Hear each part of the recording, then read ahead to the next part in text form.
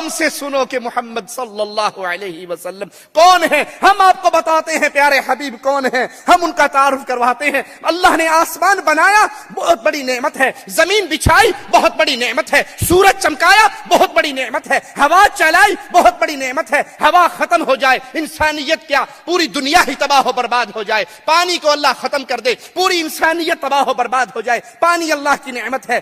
دنیا کے اندر ہر نعمتیں میرے اللہ نے اتاری ہیں. لیکن کیا کروں, پیارے حبیب علیہ الصلوۃ والسلام کی ذات کا جب ذکر آتا ہے, اللہ نے پانی کی نعمت کر کے احسان نہیں جتلایا, آسمان سے بارش برسا کے احسان کی باتیں نہیں کی, آسمان بنا کے, زمین بنا کے, سمندر جاری کر کے, نہریں چلا کے, پہاڑ بنا کے, آبشاریں گرا کر ہم پہ احسان کی باتیں نہیں کی. اور جب باری آئی آمنہ کے لال محمد الرسول اللہ کی, پیارے حبیب کی, حسنین کے نانا کی, فاطمہ کے بابا کی, عائشہ کے شوہر کی, تو آؤ قرآن سنو. مالک کیا کہتا ہے پیارے حبیب کے بارے میں, آواز کیا گونجتی ہے, لقد من اللہ علی المؤمنین اذ بعث فیہم رسولا من انفسہم. اور لوگوں, میں نے دنیا کی ساری نعمتیں تمہیں دی ہیں, لیکن میرا احسان عظیم یہ ہے, میں نے تمہیں محمد دیا ہے صلی اللہ علیہ وسلم. جس پیارے حبیب کو ہم نے بھلا دیا, جس پیارے حبیب سے ہم نے رشتے توڑ دیے, جس پیارے حبیب کی باتوں کو ہم نے پشت کے پیچھے, اور جی باتیں آپ کی ساری ٹھیک ہے, حدیث میں تو یہ مسئلہ واقعی یوں ہے, لیکن ہمارے مولوی صاحب کہتے ہیں یہ حدیث ہمارے مذہب کے خلاف ہے. اے نہیں ماننی, بات ٹھیک ہے, حدیث میں ہے, لیکن چیکے چناچے چونکے میں فلانے بزرگ نال چلدا. ارے بزرگی ختم ہو جاتی ہے محمد الرسول اللہ کے پاس آ کر. تم پیارے نبی کا فرمان سن کے کہتے ہو فلاں نے کہا ہے. ساری کائنات کو چھوڑا جا سکتا ہے, محمد سے رشتہ توڑا صلی اللہ علیہ وسلم. مالک فرماتا ہے لقد من اللہ, اللہ نے احسان عظیم کیا تم پر. کب؟ جب تم گمراہی کے اندر تھے. کب؟ جب تم دلدل میں گر چکے تھے گمراہی کی, جب تم لڑتے پھرتے آپ اس میں قتل و غارت کرتے ہوئے جہنم کے گڑھے پہ پہنچ چکے تھے. اللہ نے احسان کیا تمہارے اندر سے, بشریت میں سے ہی ایک رسول, تمہاری جانوں میں سے ہی ایک رسول تم پہ بھیجا. وہ پیارے حبیب کیوں آئے, وہ پیارے حبیب کا کام کیا تھا, ان کی شان کیا تھی؟ قرآن بتاتا ہے یتلو علیہم آیاتہ ویزکیہم ویعلمہم الکتاب والحکمہ. وہ تمہیں اللہ کی آیات پڑھ کر سناتے تھے, تمہاری زندگیاں سنوارتے تھے, تمہیں کتاب اور حکمت کی تعلیم دیتے تھے. وَإِن كَانُوا مِن قَبْلُ لَفِي ضَلَالٍ مُبِينٍ. اس سے پہلے, ان حبیب کے آنے سے پہلے, اس پیاری ہستی کے آنے سے پہلے, محمد الرسول اللہ کے آنے سے پہلے تم کھلی ہوئی گمراہی میں تھے. کیسی گمراہی؟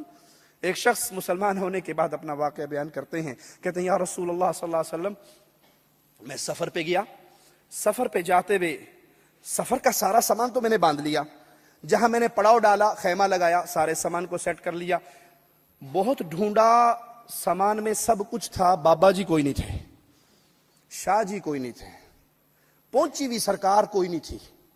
اب سوچا رات بھی گزارنی ہے, کوئی بھیڑیا, کوئی جانور, کوئی آ سکتا ہے, کوئی حملہ ہو سکتا ہے, کیا کروں؟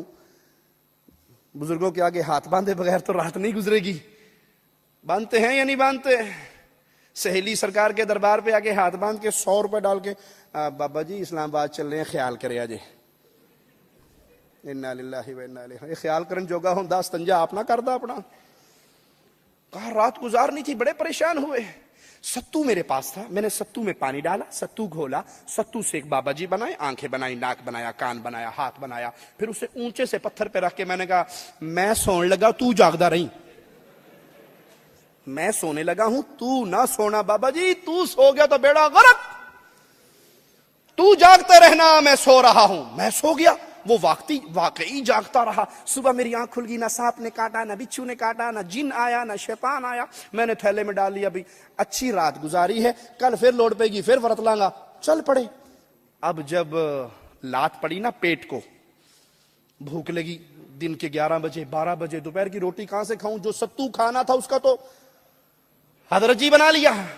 بہت دیر تک کوشش کرتا رہا کہ بابا جی کی گستاخی نہ کریں, بہت دیر تک سوچتا رہا کہ بابا جی کی شان میں, پھر آخر مجبور ہو گیا اور بابا جی کو اٹھایا, جگ میں ڈالا, پانی ڈالا, کھول کے پی گیا. انا للہ و انا الیہ راجعون. مالک اس کی طرف اشارہ فرماتا ہے میرے حبیب کے آنے سے پہلے وَإِن كَانُوا مِن قَبْلُ لَفِي ضَلَالٍ مُبِينٍ، اس سے پہلے تم گھلی ہوئی گمراہی کے اندر تھے، اور اللہ کی قسم آج بھی انسانیت محمد کریم کو چھوڑ کے گمراہ ہو چکی ہے۔ جاؤ بر صغیر کی گلیوں میں دیکھو کتنے بابوں کی پوجا ہو رہی ہے۔ بابوں کی پوجا تو ہوتی ہی ہوتی ہے، بابا جی کی بیری کی پوجا بھی ہوتی ہے۔ بابا جی کے درخت بابا جی کے درخت کی مسواک بھی نہیں توڑنی، کیوں؟ بابا جی مار دے گا۔ بھائی یہ مارنے کے قابل ہوتا اس کی بیوی کبھی بیوہ نہ ہوتی، اس کے بچے کبھی یتیم نہ ہوتے۔ جس طرح اس دور کا انسان کھلی گمراہی کے اندر گر کے شرک اکبر میں مبتلا ہو گیا تھا، آج بھی اکثریت انسانیت کی محمد کریم کی پیاری سیرت کو چھوڑ کے گمراہ ہو چکا ہے۔ محمد کریم صلی اللہ علیہ وسلم، کون محمد علیہ السلام، شان و مقام و عزت کا کیا کہنا۔ آئیے قرآن سے سوال کرتے ہیں کہ ہمیں پیارے حبیب کے بارے میں قرآن سے کیا تعلیمات ملتی ہے؟ جواب ملتا ہے محمد کریم علیہ السلام وہ پیاری ہستی ہے، اللہ نے نبیوں کو بھیجا، نبیوں کو نبوت دی، نبیوں کو کتابیں اور حکمت سے نوازا، اس کے ساتھ ساتھ وعدہ لیا کہ تم جاؤ اپنے اپنے علاقوں میں جا کر کام کرو، لوگوں کو توحید کی طرف بلاؤ، لیکن یاد رکھو اگر تمہارے درمیان وہ رسول آ گئے تم نے سب نے اپنی رسالت کو ختم کر کے محمد کی غلامی کرنی ہے صلی اللہ علیہ وسلم، ان کی مدد کرنی ہے، ان کے ساتھ چلنا ہے،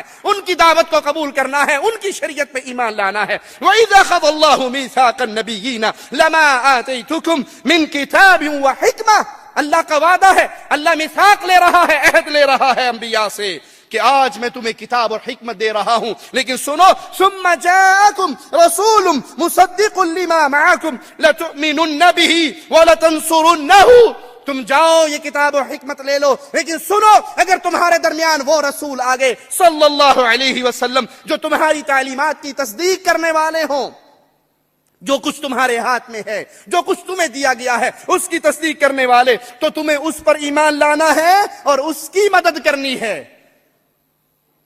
یہ شان ہے میرے حبیب کی، پیارے حبیب کو چھوڑنے والوں، پیارے حبیب کی طرح نماز نہ پڑھنے والوں، پیارے حبیب کی احادیث کو کہنا، جی حدیث نہ پڑھنا گمراہ ہو جاؤ گے، جو حضرت کہتے ہیں وہ مان لینا، قرآن ترجمے سے نہ پڑھنا گمراہ ہو جاؤ گے، جو ملفوظات میں لکھا ہے وہ پڑھ لینا، جو حضرتوں نے پٹی پڑھائی ہے وہ پڑھ لینا۔ ارے یہ وہ امام ہیں، یہ وہ قائد ہیں، یہ وہ رہبر ہیں، یہ وہ عظیم ہستی ہیں۔ میں پیروں فقیروں، اماموں بزرگوں، حضرتوں شیخوں کی بات نہیں کرتا، یہاں تو انبیاء کی جماعت کو اللہ کہہ رہا ہے اگر محمد آگئے صلی اللہ علیہ وسلم تم ان پہ ایمان لے کے آنا اور ان کی مدد کرنا۔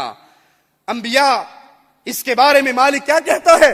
قال اقررتم وَأَخَذْتُمْ عَلَى ذَلِكُمْ إِصْرِي، پھر تم نے، اللہ تعالیٰ ان سے کہتا ہے انبیاء سے پوچھا کیا تم اس بات کا وعدہ کرتے ہو اور میری طرف سے یہ بھاری ذمہ داری قبول کرتے ہو، اٹھاتے ہو؟ انبیاء جواب میں کہتے ہیں قالوا اقررنا، ہاں اللہ ہم اقرار کرتے ہیں، ہاں اللہ ہم وعدہ کرتے ہیں۔ قال فاشهدوا وانا معكم من الشاهدين، مالک فرماتا ہے پھر گواہ رہو، میں بھی تمہارے ساتھ گواہ ہوں۔